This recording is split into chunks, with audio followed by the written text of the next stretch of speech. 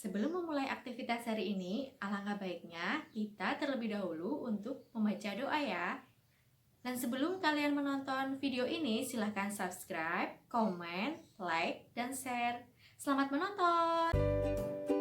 Nah, yang pertama di sini ada pendapat dari Aristoteles, kemudian ada Galileo, kemudian ada Newton. Nah, kita bahas satu persatu ya. Yang pertama Aristoteles. Aristoteles menyatakan bahwa tempat alami benda yaitu benda berada di permukaan bumi. Kemudian Galileo menyatakan bahwa benda yang bergerak lama-lama akan berhenti karena adanya gaya hambat atau yang biasa kita sebut dengan gaya geser. Kemudian Newton menyatakan bahwa kecenderungan benda untuk mempertahankan keadaannya. Nah, Newton kemudian membuat hukum apa kira-kira ya? Nah, Newton kemudian membuat hukum Newton. Di sini ada dua perbedaan ya, ada hukum 1 Newton atau hukum Newton 1. Banyak sekali di antara kalian yang bingung nih. Ada yang menyatakan hukum Newton 1, tapi ada juga yang menyatakan hukum 1 Newton. Kita bahas di sini ya, mana yang lebih tepat. Yang lebih tepat itu adalah hukum 1 Newton, bukan hukum Newton 1. Tapi hukum 1 Newton, karena nanti kita akan ada hukum 2 Newton, hukum 3 Newton, seperti itu. Jadi jangan sampai terbalik ya. Kita menggunakan hukum 1 Newton, 2 Newton, dan 3 Newton. Hukum 1 Newton itu adalah sigma F sama dengan 0. Arti dari sigma ini adalah jumlah. Jumlah F sama dengan 0. F itu apa ya? F merupakan gaya. Jadi jumlah gaya itu adalah 0 atau yang biasa kita sebut dengan kelembaman atau inersia. Arti dari kelembaman itu adalah suatu benda akan cenderung untuk mempertahankan keadaannya. Contohnya seperti ini nih. Ketika kita mengendarai sepeda motor, kemudian kita ada di jok bagian belakang atau kita sebagai orang yang dibonceng. Ketika motor tersebut direm mendadak, orang yang dibonceng itu akan menubruk orang yang di depannya atau orang yang mengendarai motor. Hal ini terjadi karena orang yang dibonceng itu kurang siap dibandingkan orang yang di depan atau pemboncengnya, sehingga ia akan mempertahankan keadaannya dengan cara bergerak ke depan. Jadi nih, bayangin aja kalian berdua boncengan. Kemudian yang belakang itu karena yang di depan mengerem, kemudian yang di depan otomatis bergerak ke depan kan, menubruk yang mengendarai motor. Itulah yang dinamakan dengan inersia, posisi untuk mempertahankan keadaannya. Nah, di sini ada contoh soal nih. Perhatikan gambar di bawah ini. Bola tersebut diberi beberapa gaya yang menghasilkan resultan gaya bernilai 0. Keadaan bola yang tepat yaitu, jadi di sini ada bola nih. Tapi bolanya itu diberi beberapa gaya yang jumlahnya, resultan itu jumlah ya. Jumlah gaya yang diberikan kepada bola itu bernilai 0. Kemudian keadaan bola yang tepat setelah diberi gaya yang resultannya 0 yaitu apa? Apakah bola tersebut bergerak dengan cepat atau dengan lambat atau diam? Jadi bola tersebut akan tetap diam karena resultan gaya atau jumlah gaya yang diberikan kepada bola tersebut itu jumlahnya 0. Artinya bola tersebut akan tetap mempertahankan keadaannya atau lembam atau inersia, atau bola tersebut tidak bergerak. Nah, kemudian ada hukum 2 Newton.